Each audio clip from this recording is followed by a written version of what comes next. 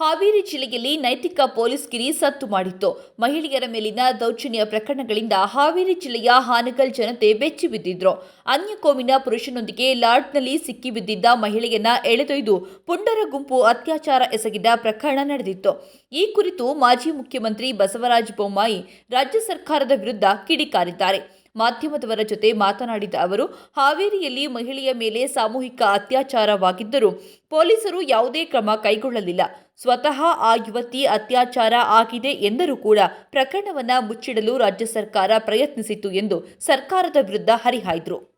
ಹಾವೇರಿಯಲ್ಲಿ ಇವತ್ತು ಏನಾಗಿದೆ ಅಂತಂದ್ರೆ, ಕಾಂಗ್ರೆಸ್ ಪಕ್ಷ ಅಧಿಕಾರಕ್ಕೆ ಬಂದ್ರೆ ನಮ್ಮನ್ನ ಯಾರು ಕೂಡ ಮುಟ್ಟೋದಿಲ್ಲ ಅನ್ನುವಂತ ಕೆಲವು ವರ್ಗದ ಕೆಲವು ಜನಗಳಿಗೆ ಅದು ಬಂದ್ಬಿಟ್ಟಿದೆ. ಹಲವಾರು ಕಡೆ ದರೋಡೆ ಸುಲಿಗೆ ಮಾಡುವ ಜೊತೆಗೆ ನೈತಿಕ ಪೊಲೀಸ್ಗಿರಿಗೆ ಇಳಿದಿದ್ದಾರೆ. ಅಲ್ಲಿ ಒಬ್ಬ ಹೆಣ್ಮಗಳು ಮತ್ತು ಒಬ್ಬ ಅವ್ರು ಬೇಕಾದವರು ಒಂದು ಹೋಟೆಲ್ ಇದ್ರೆ ಬೇರೆ ಬೇರೆ ಕೋಮದವರು ಇವರು ಹೋಗಿ ಇವ್ರ ಜಿಲ್ಲೆಗೂ ಸಂಬಂಧ ಇಲ್ಲ, ಇವ್ರಿಗೂ ಸಂಬಂಧ ಇಲ್ಲ. ಅವ್ರ ಸಿರ್ಸಿಯವರು ಹಾನಗಲ್ಲಲ್ಲಿ ಬಂದು ರೂಮಲ್ಲಿ ಇದ್ರು. ಆದ್ರೆ ಅಕ್ಕಿ ಆಲೂರಿನ ಈ ಯುವಕರು ಒಳಗಡೆ ಹೋಗ್ತಾರೆ, ನೂಗ್ತಾರೆ, ಮನ ಬಂದಂತೆ ತಳಿಸ್ತಾರೆ, ಆ ಹೆಣ್ಮಗಳನ್ನೂ ತಳಿಸ್ತಾರೆ ಮತ್ತು ಅವಳನ್ನ ಗ್ಯಾಂಗ್ ರೇಪ್ ಮಾಡ್ತಾರೆ. ಪೊಲೀಸರು ಏನ್ ಮಾಡಿದ್ರು? ಮೊದಲನೇ ದಿವಸ ಸರಿಯಾದ ಕ್ರಮ ತೆಗೆದುಕೊಳ್ಳಿಲ್ಲ. ಕೇವಲ ಅಸಾಲ್ಟ್ ಕೇಸ್ ಅನ್ನು ತಗೊಂಡ್ರು. ಮೆಡಿಕಲ್ ಎಕ್ಸಾಮಿನೇಷನ್ ಕಳಿಸಿದ್ದೇವೆ, ಅಲ್ಲಿ ಏನಿಲ್ಲ ಅಂದ್ರು. ಆ ಹೆಣ್ಮಗಳು ಗ್ಯಾಂಗ್ ರೇಪ್ ಆಗಿದೆ ಅಂತ ಹೇಳಿದ್ರು ಕೂಡ ಅದನ್ನು ಮುಚ್ಚಿಡುವಂತಹ ಪ್ರಯತ್ನವನ್ನ ಮಾಡಿದ್ದಾರೆ. ಹಾನಗಲ್ಲಿನ ಪೊಲೀಸರಿಂದ ಹಿಡಿದು ವರಿಷ್ಠ ಪೊಲೀಸರವರೆಗೂ ಇದೇ ಮಾತು. ನಾನು ಆಮೇಲೆ ಡಿಮಾಂಡ್ ಮಾಡಿದೆ, ಅವಳಿಂದ ಇನ್ನೊಂದು ಹೇಳಿಕೆಯನ್ನ ತಗೊಂಡು ಮತ್ತೊಮ್ಮೆ ಮೆಡಿಕಲ್ ಎಕ್ಸಾಮಿನೇಷನ್ ಮಾಡಬೇಕು. ಅವಳು ವಿಡಿಯೋದಲ್ಲಿ ಹೇಳಿದ್ದಾಳೆ ಗ್ಯಾಂಗ್ ರೇಪ್ ಆಗಿದೆ ಅಂತ. ಇಷ್ಟೇ ಸಾಕು. ಇವತ್ತಿನ ಕಾನೂನಿನಲ್ಲಿ ಒಬ್ಬ ಹೆಣ್ಣುಮಗಳು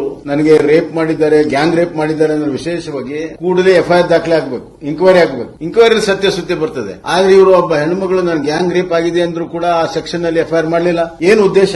ಯಾರನ್ನ ರಕ್ಷಣೆ ಮಾಡಕ್ ಕೊಟ್ಟಿದ್ದೀರಿ? ಇದೇ ಬೇರೆ ಕೋಮ್ನವ್ರು ಏನಾದ್ರು ನೈತಿಕ ಪೊಲೀಸ್ಗಿರಿ ಮಾಡಿದ್ರೆ ಮೊದಲು ಒಳಗೆ ಹಾಕ್ತಿದ್ರಿ, ಆಮೇಲೆ ವಿಚಾರಣೆ ಮಾಡ್ತಿದ್ರಿ. ಯಾಕೆ ಈ ಒಂದು ಸುಜನ ಪಕ್ಷಪಾತ?